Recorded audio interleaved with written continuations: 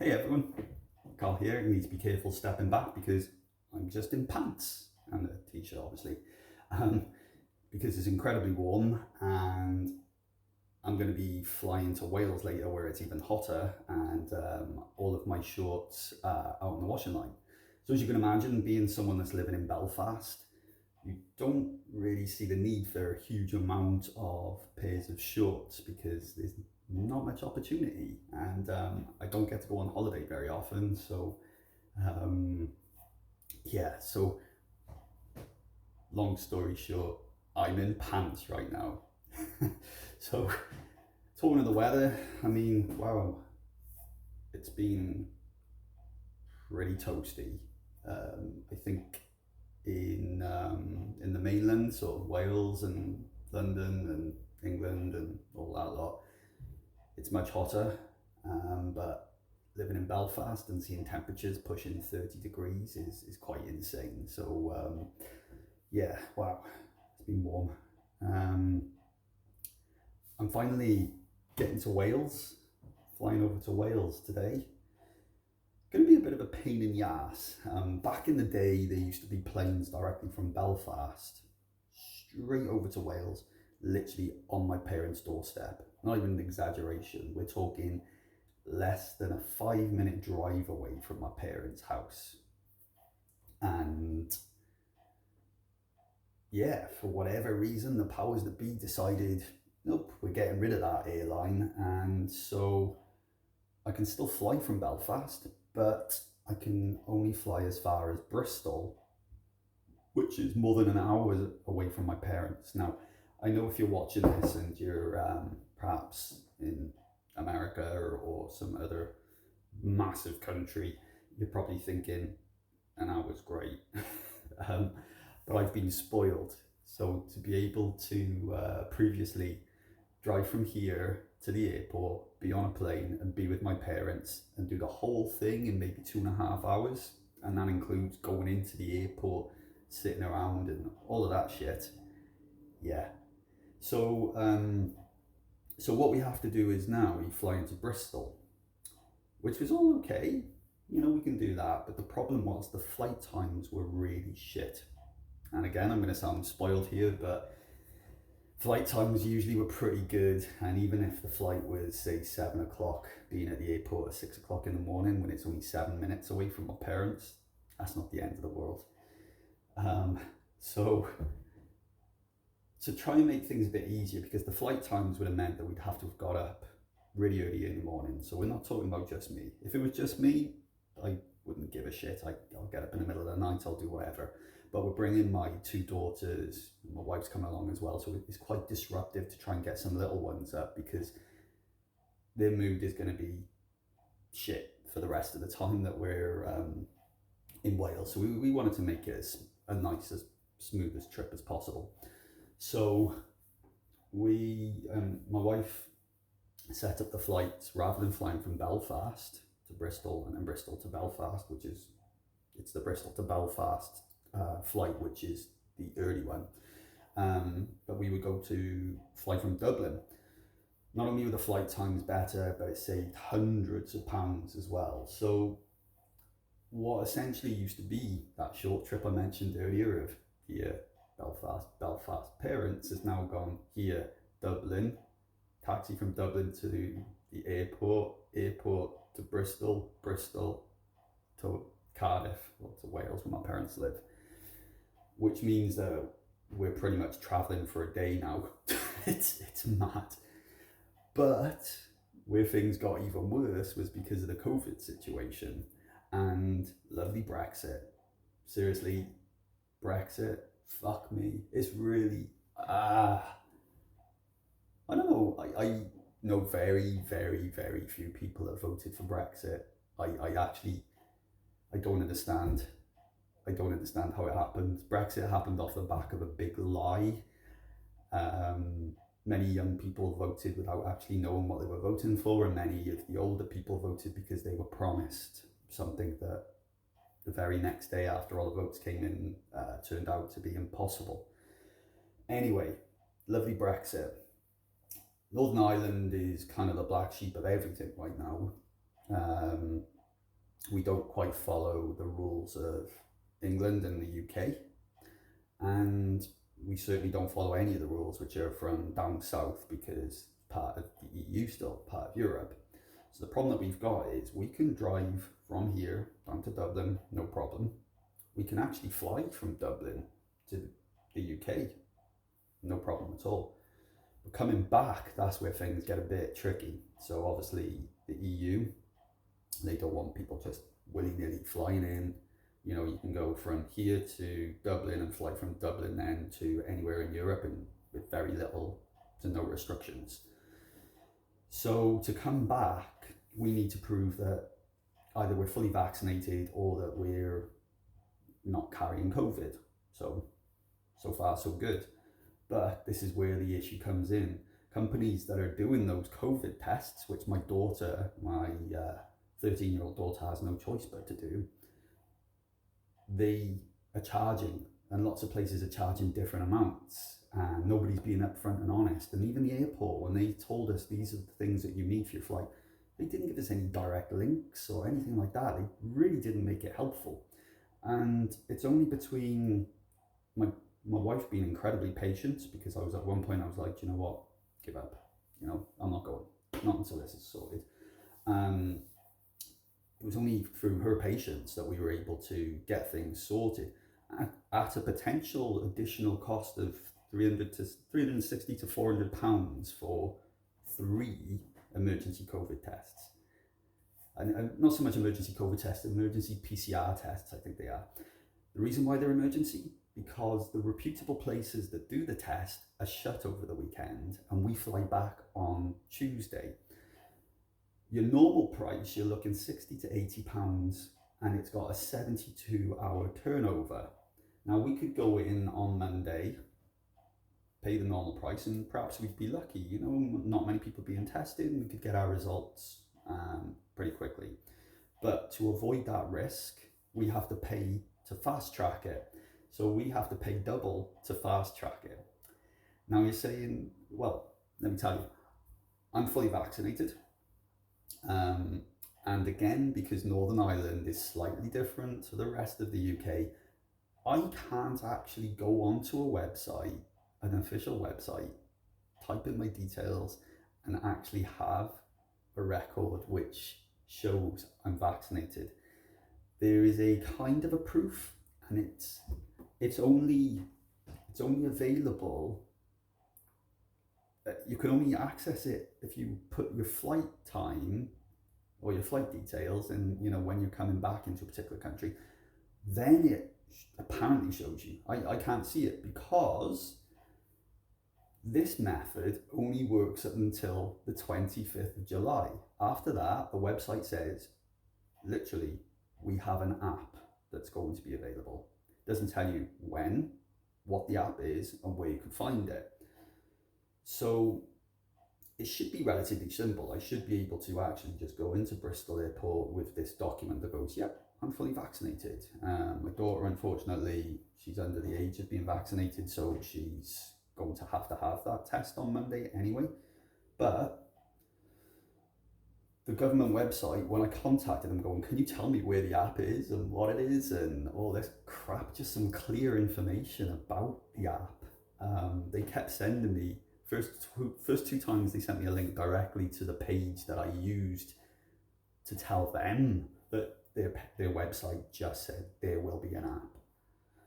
Eventually it got to a point where they couldn't answer me anymore. I knew they didn't answer me, or they didn't have the answers. And then they redirected me to another government group who I emailed and got no answer from. So I don't know. It's annoying. So yeah, it's going to be amazing. We fly over, we go and see my parents and that, but then we get to Monday and either the app is working and I can find it and I can find mine and my wife's details to go, hey, we're fully vaccinated. Or Monday lunchtime, we've all got a rush and have swabs shoved up our noses. Now, I mentioned it before, my dystonia, I've got good control over it. It's never been too bad. However, I know for a fact that that's going to be a fucking nightmare to stand still while somebody pushes a swab into my nose. I'm going to be a shaking mess. The whole process of going through an airport, security, all of those things with all of these people. I haven't been out in many crowded places at all since this pandemic. So, hopefully lots of people will be wearing their masks and things. But anyway, all of that process, I'm not looking forward to that at all. I'm really not. Yeah, Jesus, I don't know. I know I got to focus on the good thing, and that's seeing my parents and seeing my family and all that. But what, I don't know. I think it's the timing of my travel. If I was doing this time next week, perhaps the app would be fully up and running, and all I'd have to do is go boop boop boop, because apps make that noise, and I'd be able to just show that, and away we go. But that's not the case. Anyway, other than that, I mean, things have been pretty good.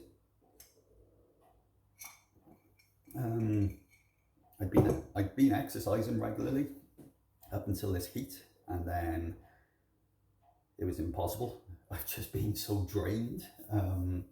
My body's gone into this mode where it's craving nothing but junk food. I think it's because I haven't been exercising, so my body's like, there we go. Just get stuck into some chips, whatever you can find in the freezer, But yeah, I mean, that was only up until last week. Maybe I got a bit done in Wales in there 32 degrees or something, but yeah, what else have we been doing? Yeah, just really enjoying the sun. I've continued my no drinking thing. So up until not last weekend, but the weekend before, I had been alcohol free, hadn't drank any alcohol whatsoever. And then my wife took the girls to Galway, leaving me home alone for a bit. Now, back in the day, back when I was drinking and things, and and I'm not a heavy drinker, I was a kind of a once a week binger. I decided, girls are away, so I'm losing track of myself. Back in the day, what used to happen is I would have gone to the shop and I'd have got a box of beer. And if my wife went on the Friday afternoon, bang, beers are going in, I'm on my Xbox, I'm playing games, wake up Saturday, hungover, go to McDonald's for breakfast, take away for dinner. Sunday, bang, I'm ready to rock again, straight in with the beers. Monday, feeling shitty, McDonald's again. My wife would usually come home at that point anyway, later in the afternoon with the girls. So this time it was really weird because I didn't really have much of a compulsion to drink. I really didn't really want to. And I sort of got to the Saturday and I was like, well, I'm home alone.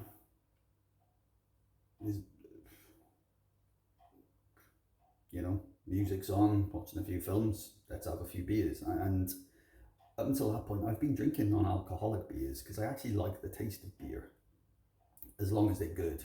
I tell you one thing, like San Miguel, disgusting. Alcohol-free San Miguel, Jesus Christ. Alcohol-free Peroni, foul. Fucking hell, disgusting. Beck's Blue, that's really good. Alcohol-free Heineken, Jesus, no. But yeah, so I've been drinking nice non-alcoholic beers and decided to try full-fat alcoholic Carlsberg. Glorious 3.6% alcohol. And I had 3 tins, felt like I was forcing them into myself. And I was kind of on the cusp. I was like, well, let's have another few beers, loosen up a bit, let's have a good time. And then this other little voice in my head was going, Carl, you're having a good time. You're watching a film, you're chilling. Having beers is not going to change that right now. This situation doesn't feel like it's going to be made any better having beers. And in fact, then I felt really shit because I was at week 9/10 of not having a drop of alcohol. And now that's reset. So what I felt was, that's me done. don't feel like I want to drink anymore. And that's through personal choice. I've got no issues with drink whatsoever. Don't get me wrong, being drunk and having a dance and all that has been a fantastic journey. But there were a few times where, I say a few times, multiple times, where I had no recollection of things I said. I could kind of patch, it was like little pieces, little fuzzy pieces. And that scares me, just not having 100% recollection. Now, my girls find it hilarious. I don't think it's great at all to be drunk around kids, but what I would do is I would sit in my back room. We've got 2 rooms. I would sit in the back room listening to music and playing my Xbox. And you know what it's like with drink. You suddenly become a professional singer. You can sing, you can dance. And so I would always put on a bit of, like, these are guilty pleasures now, right? So a bit of Gary Barlow, bit of Take That, bit of Backstreet Boys, bit of Aha. Don't tell anyone, because I'm metalhead through and through. But yeah, I put all those classics on. Robbie Williams, I can obviously match them with their vocal skills. And my girls would come in and watch and join in, and then we'd get the old Disney classics. Now, there's nothing to say that I can't do that when I'm sober. Obviously, you're not quite, your inhibitions are not quite there, but yeah, so I've got no problem with the boozes at all. It's just a personal preference. I want to try and just stop for my health and things. Because in the 9 weeks that I didn't touch alcohol, my moods were so much better, and anything that would normally have set me off and made me either feeling down or pissed off about something or frustrated, I found it much easier to handle. I was exercising more. I have been. I know that I'm not a fat person, but I am heading into my 40s. I'm 43. I'm going to be 44 this year. Maybe the other, I'm going to be 43. My wife has to keep reminding me. I don't know how old I am. See, drink. As you get older, it becomes more and more difficult to try and keep that sort of shape and that level of fitness up. I just want to be fit. And right now I'm fitter than I've ever been. And kicking the alcohol out of the equation is keeping me in good shape, keeping me wanting to exercise and all of those things. Now weigh that up over, okay, you can have one amazing boozy fucking piss fuel. You've just completely pissed out your head. Brilliant night versus then the next 2 days of feeling shitty, because as you get older, these hangovers, they're not nice. They're really awful. Being able to just feel good constantly, having good control over everything, and not losing days. You get pissed up, but like, this weather's been amazing. If I was to be drinking on Friday, then maybe Saturday, I don't want to go anywhere with the girls, or I'm drinking Saturday, I don't want to do something Sunday. Whereas this means I'm getting full weekends and so much time, and I'm remembering films. There's so many films that I can only remember the first half of because I've been drinking beers whilst watching them. So that's my long story about not drinking. So I'm not drinking, and when we go to Wales, we've got a lovely selection of non-alcoholic beers waiting for me. And yeah, project-wise, what can I say? There's not really too much to say. Recently, awesome person named Jen reached out to me to talk about using some of the data from the book as some analytics, and I've confirmed that's absolutely fine, and where necessary I'll jump in and help Jen if she would like. I'm not getting too much involved. The book took a lot out of me, the Warriors of Dystonia book, and I feel now, going back to the drink, I would be in a much better position to be able to sort of work with that, because I was losing so many days due to, one day of drink per week meant that I was losing that day and the next day. So 2 days a week were gone just because of booze. So there's that. Podcast coming back, but I'm potentially going to just work with some people in the UK for a bit, because that means that I can record the podcasts in the afternoon. The afternoons are the best time for me to work, because by the time we get to the evening, I cook all of the dinner, I run around and do a lot of things in the house, and by evening time I'm pretty wasted. Now, don't get me wrong, I don't do too much on these podcasts in this particular format, and I might change it up a bit, but at the moment I'm thinking of just working with people in the UK just for this year. I might be able to pump out quite a few podcasts, so we'll see about that. Other than that, then just carry on spreading the word. I am going to, when I get back in September, back onto this project, or after my birthday and everything, the free PDF, free digital copy will no longer be free. It will be £1, $1, €1 with an optional increase if people want to donate more. All of the money is always straight into charity and research, just to keep spreading the word and keep doing what we can to try and get awareness and try and get treatment and support for people that have dystonia. So, right, I'm going to go. I can see little messages popping up on my phone here from my wife. Take care, everyone, and thank you for watching. And if you haven't already, check out warriorsofdystonia.wordpress.com, or type in Warriors of Dystonia on Google.